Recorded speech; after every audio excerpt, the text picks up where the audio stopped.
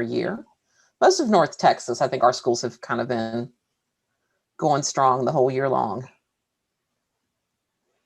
ELA and in person. Okay.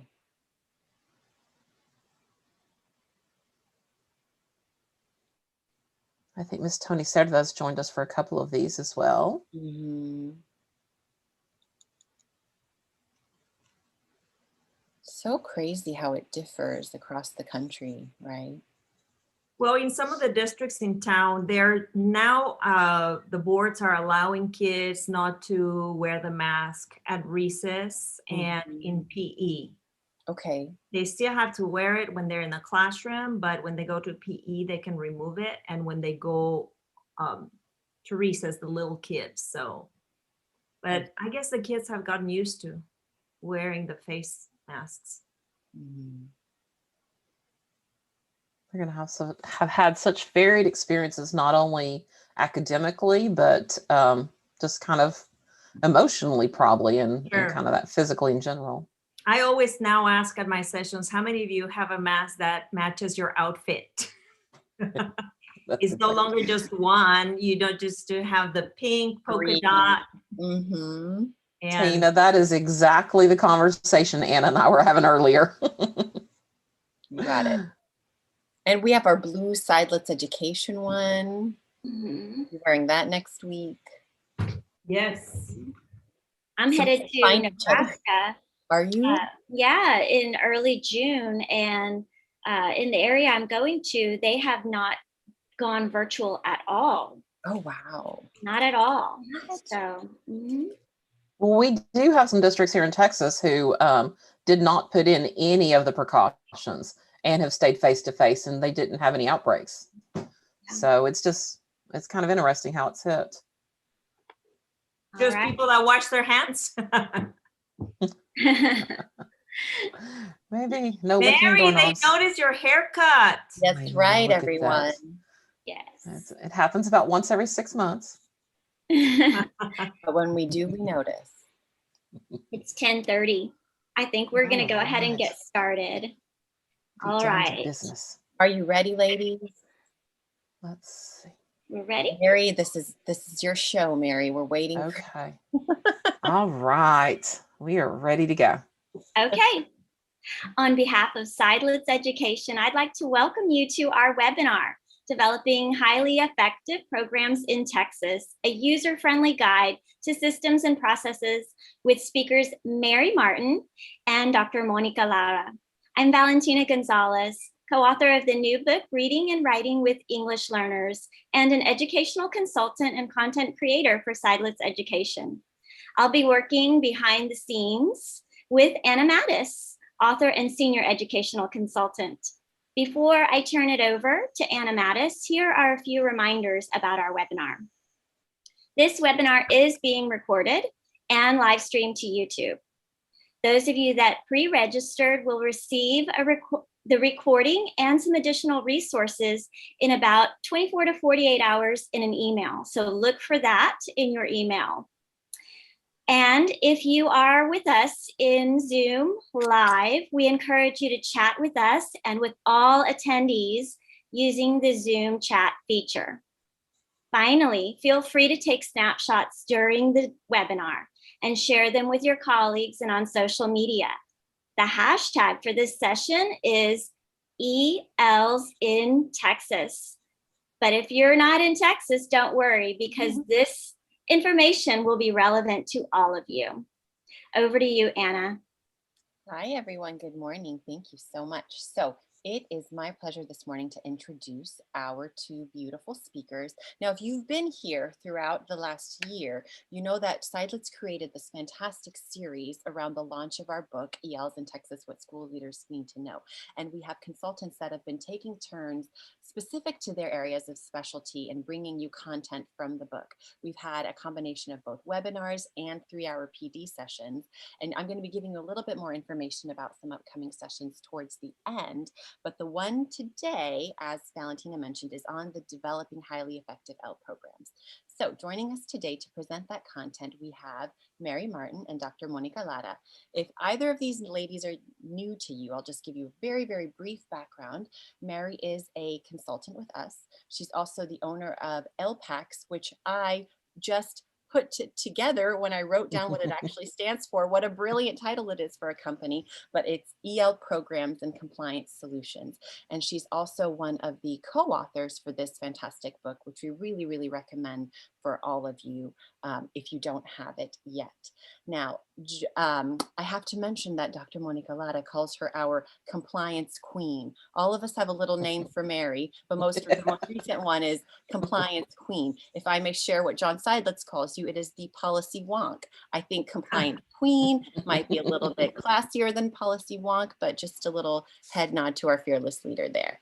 And then, of course, we all know and love Dr. Monica Lara. She is also a senior educational consultant with us. She's over our bilingual, biliteracy, and dual language programs, and the author of the phenomenally selling and wonderful Toma la Palabra, as well as the Mi Cuaderno de Dictado that comes with her. Now, I'm going to give a little plug to Monica because I noticed that there's a slide missing that we're not talking about, but she's going to be doing a fantastic session on May 12th, I believe it is, with John Seidlitz, focused on the Dictado. It doesn't have to do with L programs, but I just have to say it because I want you guys all to join us. I think it'll be a wonderful day. Regardless, I'm going to go ahead and pass it on to Miss Mary, who's going to get us started. If she's ready. All right, friends. She is ready. All right, friends. We are very excited to have you. And we are going to take a little adventure together here for about 30 minutes. There's so much we could say, but we're going to try to keep it short and sweet. So let's just kind of start out with thinking about highly effective programs. And I'm sure everyone recognizes this fast food chain. And let's think about what makes them highly effective. And we can't just say it's yummy chicken. You know, think about the day-to-day workings of the food chain, or what happens when you get in line to order. You know, if you can put 2 or 3 words in the chat to kind of summarize why you think this food chain is highly effective. And I'll give you a minute to do that. Oh, I see fast and friendly. While we've got people here putting things in there, let's kind of read through. Customer service. Oh, wonderful. Yes. Real quick Polite reminder, everyone, to be chatting to panelists and attendees, because we're getting a lot of answers just for us as panelists. So be sure you select panelists and attendees for Mary and Monica to be able to read. Efficient and kind. I like that one. True to their brand. Oh, says a lot there. Processes in place. Great customer service. And if you're watching in the recording, write down some ideas on a sticky note or a piece of paper. Just kind of thinking about what makes this particular brand, this particular fast food company so effective, flexible. Everyone has a purpose. Easy to read menu. Love these. All right, so you can keep writing some things in the chat while you're, kind of mulling it over and reading through. I don't know. Let's see, there looks like a lot of really good responses. So within all of our great responses, you can kind of see some things that are a nod to systems and processes. And when we think about systems and processes, we want to make sure that those are replicable and measurable. So does your district have the Chick-fil-A of EL programs? See, they specialize in chicken. When you think about that, I mean, do we specialize in EL services? When you think about flexible, are our programs flexible? Do all of our staff, do they all have a purpose? What about an easy to read menu? Are our services that we offer to our EL programs, to our EL students, are those easy to read? Are they understandable for our families and for our students? Let's see, we say fast drive-through with 2 lines and super nice. Okay, think about that when we think about our EL programs. Are we fast and efficient about how we support our EL students and their families? Are we always polite and nice when we support our EL students and our families? I see great customer service, processes in place. So just kind of think about how we have this highly effective fast food brand and what parallels we can draw between that and our systems and our processes. Let's see. Oops. And that went over here. There we go. All right. So if you have the book, and I kind of say this every single time because I think the book is such a great support piece. And I see Dr. Latta has the book. She's holding it up. So if you have the book, ELs in Texas, What School Leaders Need to Know, then you're familiar with the layout. Each chapter has a section for legal lineage and just enough information. The systems and process section is a very robust section. So it has 6 topics. And today we're going to kind of give you a sampling of what we'll deep dive on May 20th to support you in building a highly effective EL program. So if you can join us on May 20th from 9 to 12 p.m., we're going to go a little bit deeper into that systems and process section. And Dr. Laura and I will be together and during that 3-hour session, and we'd love to have you come join us. Let's see. Well, as we're looking at the information, and as I was looking at some of you that are very knowledgeable, that are participating today, by looking at this information and the way we're presenting it, see if you can view it with a different lens, with a different focus. If we're brand new, of course, we're going to look at what is absolutely necessary, like, you know, we call it in the book, need to know. And then I always want to move that step forward that Mary calls nice to know. She always reminds me, Dr. Latta, that is above and beyond, but let's focus on the compliance and what is absolutely necessary. So when we're looking at enrollment and registration, think about your district. Write in the chat one thing that is non-negotiable for your EL program in enrollment and registration. If you have the book, if you look at question 25 on page 35, you will see this question dealing with registration. So if you were to write, what does enrollment registration process look like for ELs in your district? What is something that is non-negotiable? What would you say that as your students are enrolling, what is something non-negotiable in your district? So let's see if we get some of the answers. So we see, of course, home language survey. So that is one thing that is non-negotiable. That every single student, as they enroll for the first time in your district, they need to have that. Proof of residency, so they need to know that they are in the attendance zone of your district.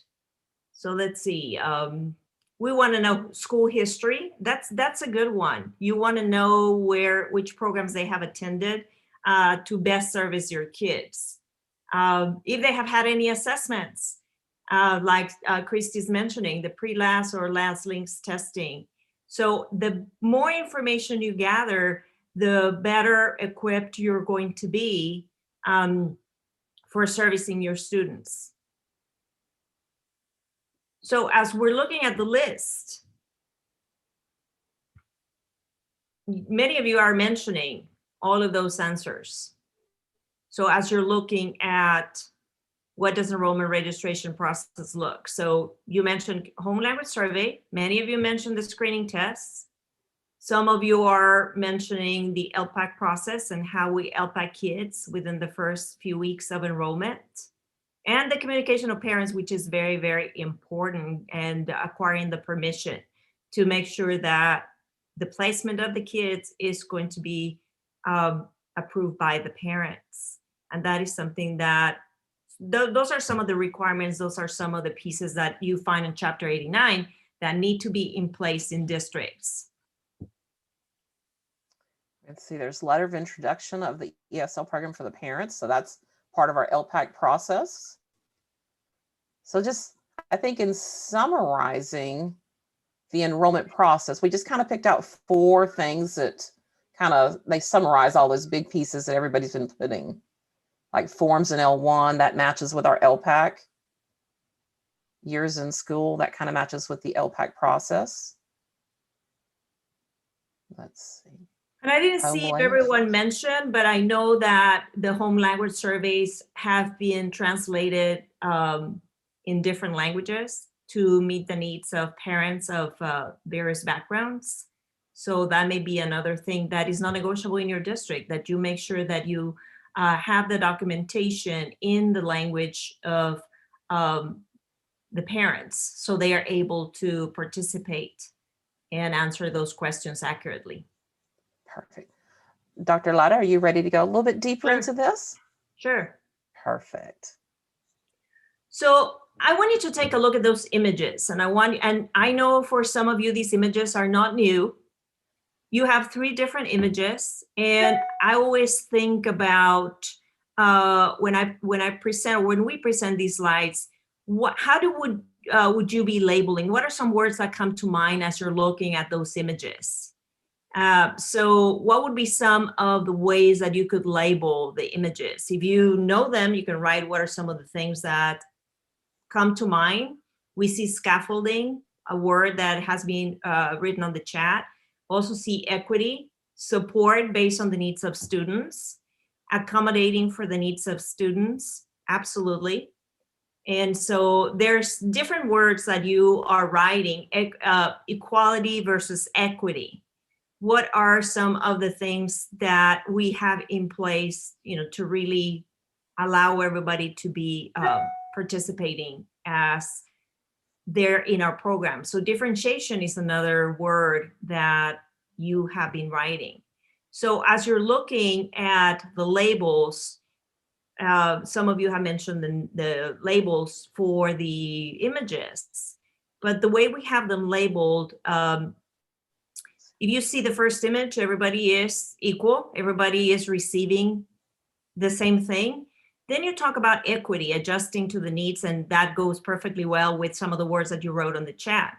But how do we get from, and I love the way Mary says it, the need to know. How do you move from the need to know to the nice to know? How do you move from everybody gets the same thing to really providing that program of quality? So if you look at the list that you made, first of all, what are the non-negotiables in your district? You could very nicely line them up under those categories. How many of them would line up to equality? How many of them would say, well, we're doing this equal for everybody. Everybody's going to receive this. Well, if you go to the next, looking at the list in a different way, which ones would be under the category of equity? Which ones are the ones that I would do just because I want equity in education? And then are we going to that nice to know above and beyond and really looking at how do we do justice to kids? How do we look at what we're doing, really focusing on that lens, moving to not just providing something that is equal to everybody, but providing something that students, it's a right for the students to really help them develop their potential and be successful in the school system.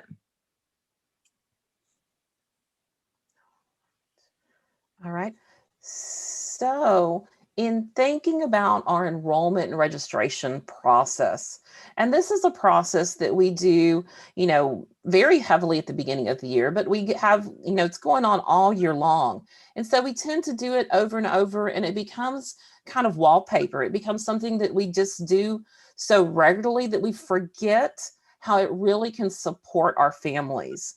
And, regardless of you being a Texas district or across the United States, or we've got friends from Canada here, you have an enrollment process, you have an enrollment registration process. And that's something that, being able to look at it through those lenses of equality, equity, and justice really can add the extra components to your process and kind of make it into, that high level effective program. And so for Texas, we know that Chapter 89, it requires the home language survey to be provided in English, Spanish, and Vietnamese. And that's in our update of Chapter 89. And for students of other groups, the home language survey shall be translated into the primary language whenever possible. So we're asking that piece of paper, if you've got a variety of languages in your district, that you can translate that whenever possible for our families. There's also a federal requirement under ESSA that is used to help states identify which students are potential, and that's what, that home language survey. It's required under ESSA, and it helps our school districts identify which one of our students are potentially ELs and who will require that assessment for the English language proficiency. So the home language survey can be looked at as the same support or equal treatment because it's given to everyone in all of our states. And so regardless of whether you're in from you're a little bitty tiny district in Texas, or you're in, I would say, Honolulu ISD, you're still going to get that home language survey. That assumption is that everyone benefits from the same supports. It's equal treatment. So think about your enrollment registration process. Is it highly effective? Are you making sure that that first level you have equality? And then we're looking at the next step. When we're looking at equity, we are giving students the screening test, of course, as part of Chapter 89, to make sure that we are ensuring that students are served by the appropriate language program, making sure that if kids wrote or parents wrote that they speak another language other than English, we're able to give them those assessments where kids are demonstrating their proficiency in their primary language. And then the LPAC is going to look at what would be the best placement for students as we have them in our schools. But here's where I start thinking, when we get the home language survey and we start testing the kids, how do we view that? Do we view it as it's a problem that we have to fix? Oh my goodness, these kids don't speak English as their first language. Or do we say, wow, they don't speak English as their first language. Let's just look at the wealth of knowledge that they have in their primary language. And we're going to use the existing linguistic repertoire to really add the English and improve their performance, because the better your primary language, the better your second language is going to be. Or do I view that as a problem to be fixed? So I think is that when we're moving to, yes, we have to do this, but we have to do justice to kids. It's not just focusing on which one is lower than the other one, but looking at, wow, there's a wealth of knowledge. The kids don't come to our schools empty. They come to our schools with a well variety of, background experiences. It may not be the background experiences that we want for the American school system, but I think knowing the information that these screening tools are going to provide for us, it's a win-win. It's a plus and not something that we have to fix. So yes, the LPAC is going to take this into consideration. And I know we have to LPAC hundreds of kids in some districts, and it becomes a difficult task to really look at that. But I think someone mentioned, well, we want to look at what's the history of kids. These screening tools is going to be just another piece of the puzzle to really help the LPAC create that process that is going to help students. And of course, the LPAC is also going to get together when necessary with the ARD committee to make the right placement for students, because we need to do the best we can to service kids in the area that they need us the most. So I see that some of you are writing on the chat, how they are implementing some of these pieces in the school. So everyone gets supports they need, but like you see here under the equity, this is the concept of affirmative action. We are, one of the goals is that, just with what we have in place, are we giving it the twist to push it to equity and not just, with the equality, everybody getting the same, but now we're moving into equity. And I think it has a lot to do, yes, the compliance, but how we view it and how we really do the best with, it doesn't matter what program you have, but we are really focusing on equity with the pieces that we have in place in our district. So I think this is something really, really important. It's not either one or the other one. It's what we have can fit under all the categories, just the way we view it, the focus we give to what we have in place to do the best placement for our students, our English learners that are entering our schools or continuing our programs, because the LPAC process continues on a yearly basis. So I think that's something that is really, really important. So that opportunity for equity Our school systems can provide that through those, as Dr. Latta said, through the screening test, and then the support that the LPAC provides, and sometimes in conjunction with the ARD as well. And that ensures that we are giving the appropriate supports. And then when we're moving to the idea of justice, we think about how do we go one step further? What is it that we can do? And I think somebody in the chat mentioned, oh yes, it's great to be able to offer Spanish, but what if we have students who speak other languages? Maybe what if we have our families who are not literate? How do we go past and, kind of above and beyond? And the concept of justice kind of puts us above and beyond.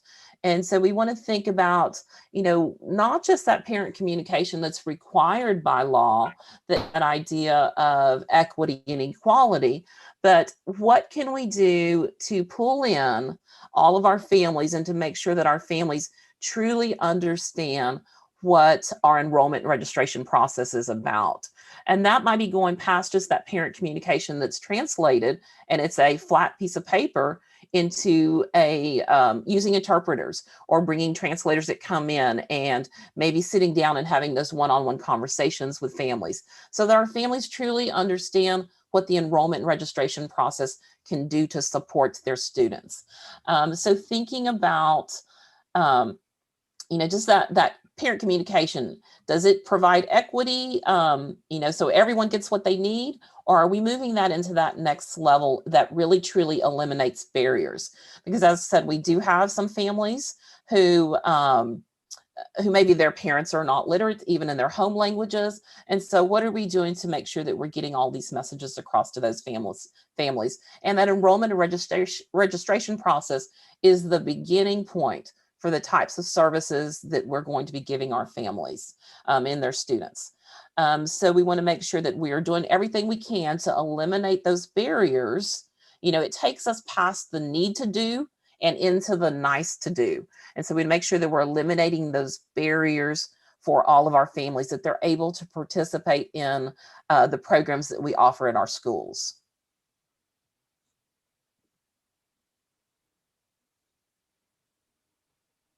So as you're looking at how we're progressing from equality to equity to justice, I think even though you have done this information and you have it in place in your district, this really gives you a different lens and a really great view of, are we doing just, like Mary says, it becomes wallpaper. We do it all the time that we don't think about moving it one notch higher. We just do it, everybody gets the same. But how, having these systems and processes in place, how is this really providing and moving us toward the justice part? So if you could make one change in your district to move to the next level, what would your change be? So you can write on the chat, our change would be blank because. So if you had to change anything with registration, if you had to change anything with a home language survey or the way we inform with parents about the program, if we had to change anything, the way we view assessments, the screening tests, how would we view that? If we had to make any changes with the LPAC process, I remember being part of the LPAC, and sometimes we had to LPAC so many children that it was like doing it by memory and probably not taking the time to really meet the needs of specific kids. So if you write on the chat, what would be one change you would do? And the change may be, I know this information so well that now I'm going to use this analogy to present it to my teachers and to really think about what, or maybe be, that self-reflection. Are we just being in compliance? And I always said, being in compliance doesn't mean to be effective. You can have everything in writing and maybe doing the steps, but are we really moving to that justice piece where we're thinking about what is the best placement for students and how are we communicating what we're doing to the families to really get to that nice to do that Mary talks about. So we have some answers there, Mary. So let's see what are some of the changes. Provide information to families. how the support works in the district. That's a good one. Provide meetings at different times outside of school day, because so many of our parents work, and that's something really important that is mentioned there. I think there's one part that somebody says they don't like the home language survey being electronic, and I 100% agree with you on that. I've gone through that with a district. I'm wondering whether, as a way to move that type of system into the idea of justice, could we send out videos in various languages really explaining that process to our families? Because oftentimes what we send out are snap codes or just codes that our families go on to register their students. So what can we do to front load that information for our families? What kinds of events can we have? And taking advantage of the virtual world, what kind of events can we have that will move our enrollment and registration process into, that movement across from equality to equity to justice, so that we can really, just take a look at and kind of an examination of all of our processes that we've kind of made into wallpaper and see how they truly are affecting our families. I see that. Wish we can ensure every family feels welcome and not that they are an inconvenience. Oh, I love that one. Yes. And, definitely I see what Christy is saying, that online process can be new. And sometimes, my EL leaders, you don't run into the problem. You don't know there's a problem until after the fact, and you start counting your numbers and you're like, oh my goodness, we must not be serving everybody in our district. I know we're not, because our numbers aren't there. And so kind of thinking about what can we do on the front end of that process to make sure maybe we have some more kind of pre-registration events to help our families better understand what this process can mean for them. And instead of, kind of painting them across with that equity, with that equality brush where everyone benefits from the same supports. Absolutely. All right, we've got some really great ideas here in the chat, and I'm going to move on.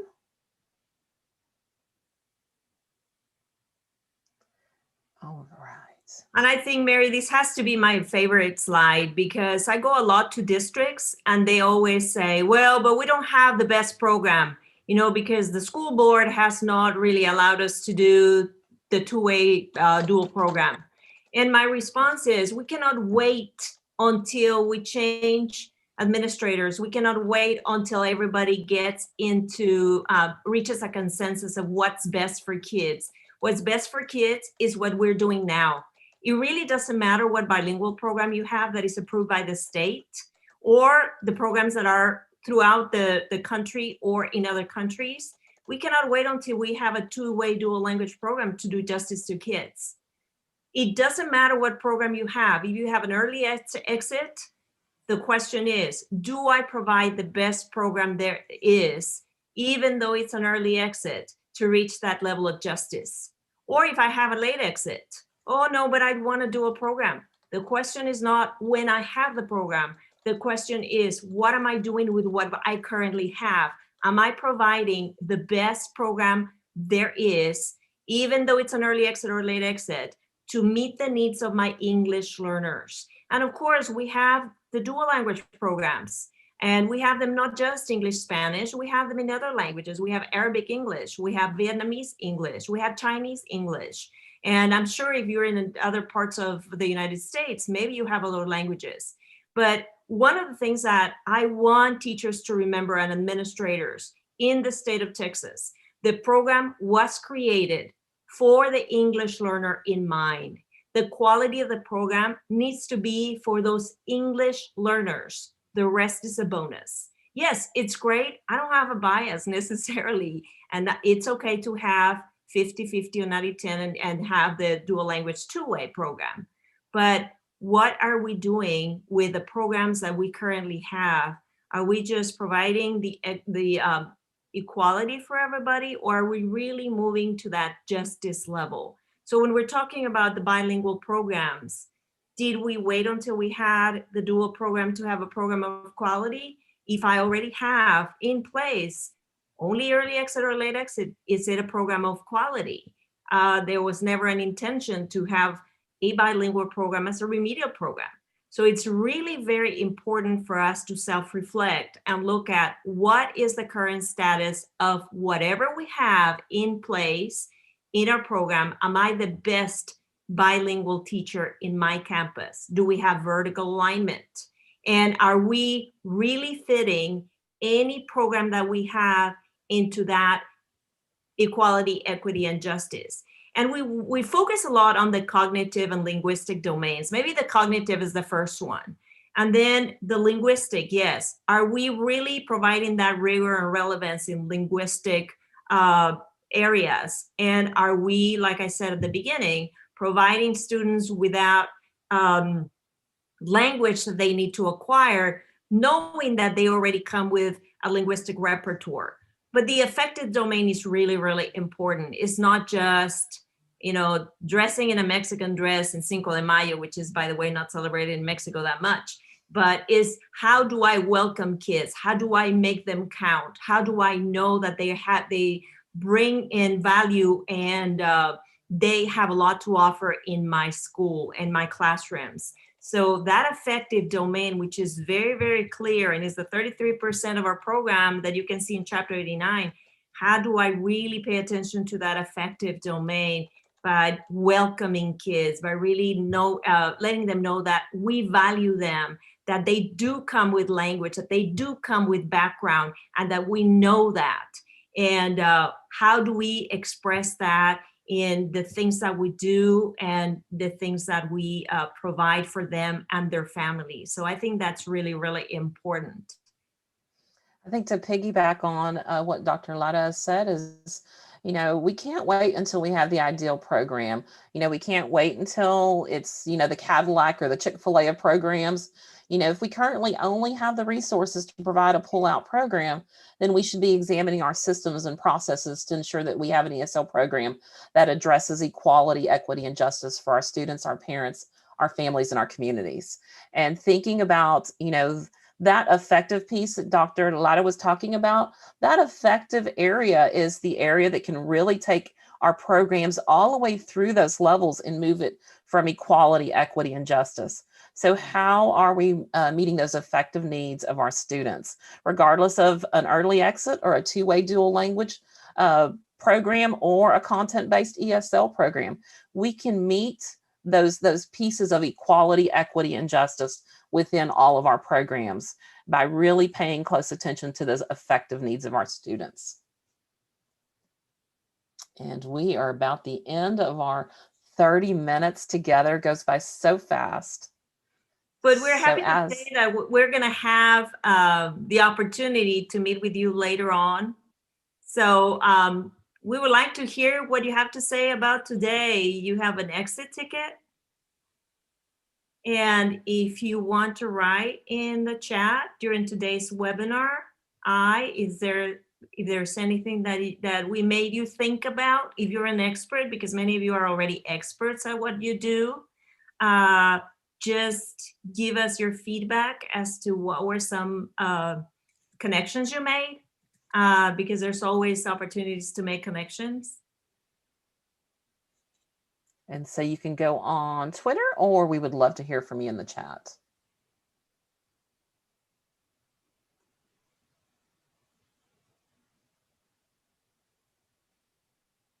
Okay, looks like we have our first one. During today's webinar, I experienced an aha moment with the visual that included justice. I agree. I think that visual was very powerful today. And we have another one. Sorry, my camera was off. During today's webinar, I reflected on the delta between equity and justice. I love that phrase, the delta. Yes. Today's webinar, I was reminded of the importance of the registration process, absolutely, for new families, rather than just paperwork collection. That's so important to have the humanity behind it, right? Yes. Today made me think about the barriers our parents and students face in our district. Most important, it is making me think about solutions. That's good. That's what we wanted, right? That's what we wanted as the end result. Okay, you guys can keep on typing in the chat, and we're going to go ahead and let you know about a couple of things that are going on. So as I mentioned at the beginning, if you joined us, this is an ongoing, not session, what's the word, an ongoing collective of opportunities for you to learn about programs in Texas as they pertain to our English learners. So on May 20th, you have Mary and Monica, who you can join, sign up on our website for their 3-hour PD session. It's particularly on developing highly effective L programs. So we're going to take what you saw today and go into it at a much, much, much deeper level. And again, you can sign up on our website. And a teeny tiny plug, if you just feel like being on Zoom all day on Thursday the 20th, you know, if you're not sick of it yet and you're like, hey, I want to learn more, I'm going to be doing a free webinar with Saddleback Publishing that afternoon at 2 in the afternoon. And it's going to be on using foreign language strategies in the ESL classroom. So what's the relationship with comprehensible input there if you want a little instructional piece? So join us on the 20th. After that, I think we have another webinar that's coming up. That's May 25th, 5 days later. It'll be at this exact same time, 10:30. And this one is particularly on data-informed decisions. So you'll hear from Mary again, as well as John Seidlitz, who will be joining her. And then finally, another session in this series is happening on June 9th. Seidlitz Education has a lot of professional opportunities that second week of June. We've heard from teachers that that is a good time. So please be sure to keep checking back with us. But the data-informed decision. So if you've noticed the pattern, we're doing a little bit of a webinar to introduce the content and then following up with a 3-hour professional development session so you can really take a deeper dive into that. And Valentina just dropped the link for that into the chat. So we would love if you're able to join us. Again, that one will be Mary and John Seidlitz who will be presenting for us on the 9th. As always, we do want to mention that we have an ongoing Twitter chat going on. If you join us at #SeidlitzEdChat, it's the first and third Tuesday of the month, always from 7 to 7:30. We just had a great one last night. So our next one will be coming up in 2 weeks from yesterday. And I believe that that's what we have for you today. We are so appreciative of all the teachers that take time out of their busy day, teachers, school leaders, assistant principals, coordinators, whoever you are. We love that you're here. We hope that you really got a lot out of it. You can continue following us on our social media outlets, checking the website, sign up for our newsletter because we let you know of all of these opportunities in advance. And we hope you have a really good rest of your day. And I'll let our panelists and Valentina sign off. Thank you, everyone. Thank you. Thank you, Mary. Thank you, Monica. You are awesome. Thank you all for joining us. See you next